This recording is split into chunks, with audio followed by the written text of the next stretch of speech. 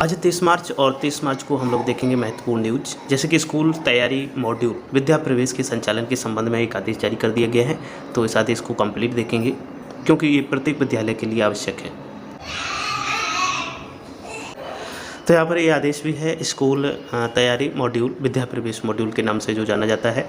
तो इसमें 31 दिसंबर 2021 के क्रम में आगामी जो सत्र है 22-23 के सभी विद्यालयों में कक्षा 1 में स्कूल तैयारी मॉड्यूल विद्या प्रवेश कार्यक्रम का संचालन किया जाना है। तत्संबंधी एससीईआरटी नई दिल्ली द्वारा बच्चों के पूर्व तैयारी हेतु शुरुआती 3 माह के लिए खेल पर आधारित मॉड्यूल लॉन्च करने के उपरांत दीक्षा पोर्टल पर भी अपलोड कर दिया गया है। तो यहाँ पर ये मिशन प्रेरणा, ये जो पुराना आदेश है उसी को रिन्यू किया गया है।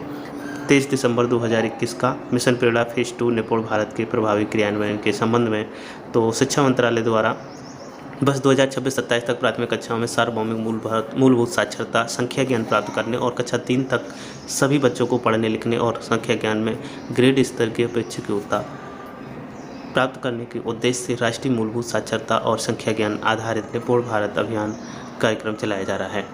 तो इसमें जो कक्षा सबसे पहले बाल वाटिका की बात करें और भाषा की बात करें तो अक्षरों और संगत ध्वनियों को पहचान लेते हैं, कम से कम 2 अक्षर वाले सरल शब्दों को पढ़ लेते हैं। ये बाल वाटिका में हो जाना चाहिए।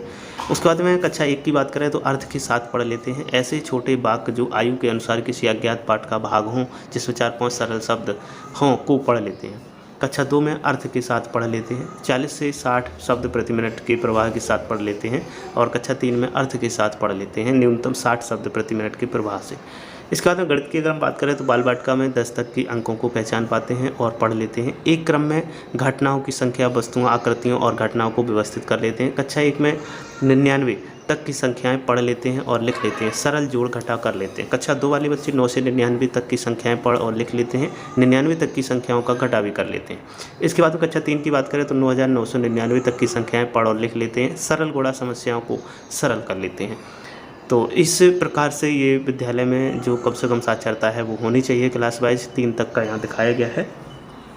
तो इस प्रकार से प्रेरक विद्यालय घोषित किया जाएगा। तो आगे स्कूल तैयारी मॉड्यूल है, संवर्धित कक्षा मॉड्यूल है, शिक्षक प्रशिक्षण है, दीक्षा और IT प्रणाली का प्रयोग है, अधिगम आकलन है। तो ये सब चीज़ें यहाँ पर आपको देखने मिलेंगी। और राज्य स्तरीय जो क्लास स्कोर बनाया जाएगा उसका भी इसमें डिटेल दिया गया है। अब यहाँ पर हम बात करते हैं न्यू पेंशन स्कीम में वेतन कटौती बंद। अब 1 अप्रैल से बढ़ा हुआ वेतन salary deduction stopped in new pension scheme, salary increase from April 01। 1 अप्रैल से इंक्रीज हो जाएगी और जो 10% कट रहा था NPS में वो अब नहीं कटेगा, क्योंकि यहाँ पर आप देखते रहे जयपुर CM अशोक गहलोत ने सोमवार को विधानसभा में एप्रोप्रिएशन बिल पर बहस का जवाब देते हुए कहा कि 2004 के बाद नियुक्त कर्मचारियों के वेतन से न्यू पेंशन स्कीम के तहत हो रही कटौती बंद कर दी गई है। 1 अप्रैल से कर्मचारियों को बढ़ा हुआ वेतन मिलेगा। यह बढ़ोतरी 2300 से लेकर 10,000 रुपये प्रति माह तक होगी। न्यू पेंशन स्कीम के तहत वेतन से अब तक की कई कटौतियों में से पेंशनर मेडिकल फंड RGHS को समायोजित करने के बाद शेष राशि उनके रिटायरमेंट पर GPF पर ब्याज के साथ दी जाएगी। गहलोत बोले केंद्रीय कर्मचारियों को भी इस योजना का लाभ मिल सके, इसके लिए प्रधानमंत्री को भी आग्रह किया गया है। तो ये प्रेस रिलीज भी है राजस्थान गवर्नमेंट के निदेशालय कोष एवं लेखा राजस्थान जयपुर मार्च 2022 से अब अप्रैल 2022 से वेतन बिलों के NPS कटौती नहीं की जाने के संबंध में साफ साफ ये आदेश जारी कर दिए गए हैं। भूपेश माथुर निदेशक एवं पदेन संयुक्त शासन सचिव राजस्थान।